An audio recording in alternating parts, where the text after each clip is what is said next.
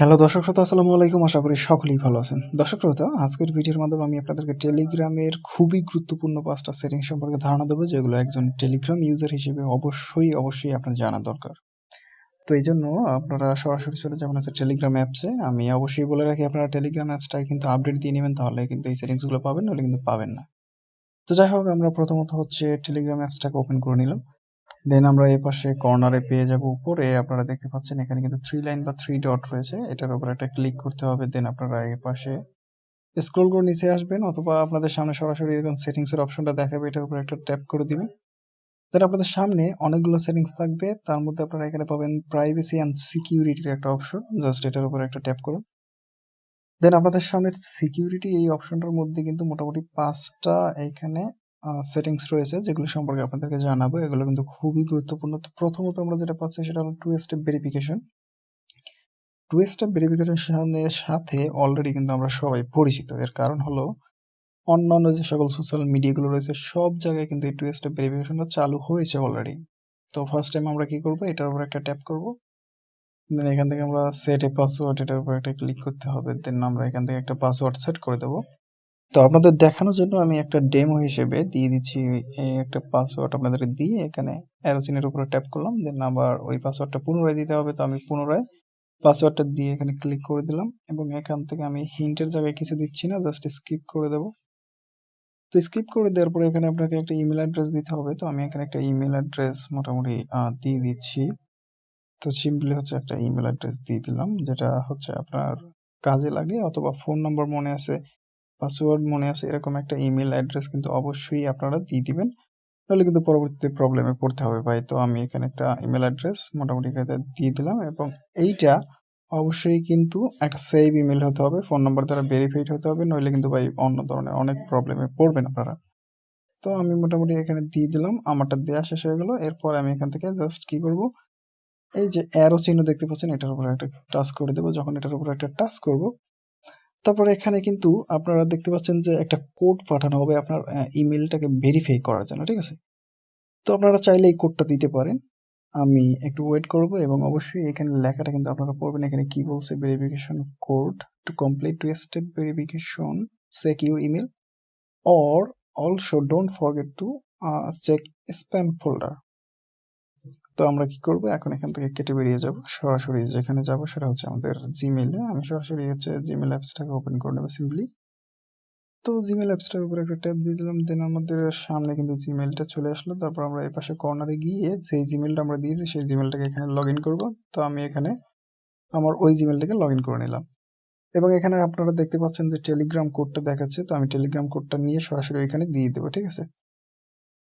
তো আমি এখান থেকে ব্যাগে চলে যাব, তারপরে এখানে আমি টেলিগ্রাম কোডটাকে দেবো। তো এই জন্য ক্লিক করলাম, তারপর হচ্ছে টেলিগ্রাম কোডটাকে আমি এখানে টাইপ করব, ঠিক আছে? আপনারা কিন্তু এই টেলিগ্রাম কোডটাকে এখানে এনে টাইপ করে দিয়ে দিবেন, এবং এটা কিন্তু সঠিকভাবে দিতে হবে, ঠিক আছে? এখানে কাটার কিন্তু কোনো সুযোগ নেই। যাই হোক, তারপরে আপনারা এখানে প্রপারলি দেওয়ার চেষ্টা করবেন, যেটা আপনাদের মোটামুটি ক্লিয়ারলি যেন এটা এখানে আসে, এবং ভেরিফাইড হয়ে গেলে পাসওয়ার্ডটা সেট হয়ে যাবে। যখন সেট হয়ে যাবে, তারপর হচ্ছে রিটার্ন টু সেটিংস, এটার উপরে ক্লিক করে ব্যাগে চলে আসবেন। এখন কিন্তু আপনারা এখানে জিমেইল দ্বারা ভেরিফাইড, এবং এটা কিন্তু অটোমেটিক্যালি চালু হয়ে গেছে টু স্টেপ ভেরিফিকেশন। এবার আমরা ব্যাগে যাব। দেন আমরা এখানে যেটা পাচ্ছি সেটা হলো অটো ডিলিট মেসেজ, এটার উপর একটা টাচ করতে হবে। এই অটো ডিলিট মেসেজটার কাজটা কি, এটাও কিন্তু অনেক সোশ্যাল মিডিয়াতে চালু হয়েছে। এটার কাজ হলো, আপনি যে সকল মেসেজগুলো আপনাদের ফ্রেন্ডসদের সাথে বা ক্লায়েন্টসদের সাথে করবেন, সেই সকল মেসেজগুলো কিন্তু এখান থেকে আপনার মোটামুটি ডিলিট হয়ে যাবে নির্ধারিত একটা সময়ের পরে। তো এখন এইখানে আপনারা দেখতে পাচ্ছেন যে একটা নির্ধারিত টাইম দেয়া আছে, যেটা হচ্ছে আপনারা ১ দিন, তারপরে ১ সপ্তাহ, তারপরে ১ মাস, তারপরে হচ্ছে কাস্টম টাইম।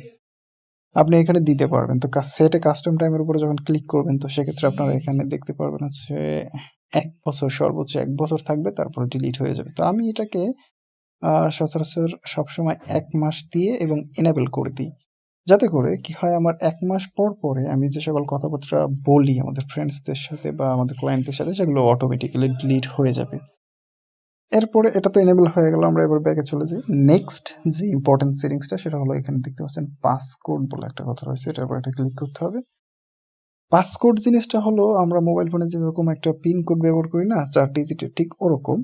যেটা আপনার এই অ্যাপসটাতে ঢোকার সময় দিতে হবে, নইলে কিন্তু ঢুকতে পারবেন না। তো আমি এখান থেকে এনেবল এটার উপরে দিয়ে ক্লিক করে দিলাম। এখন আমি একটা পাসকোড আপনাদের দেখানোর জন্য দিয়ে দিচ্ছি ডেমো হিসেবে, 1 2 3 4 1 2 3 4 দিয়ে দিলাম।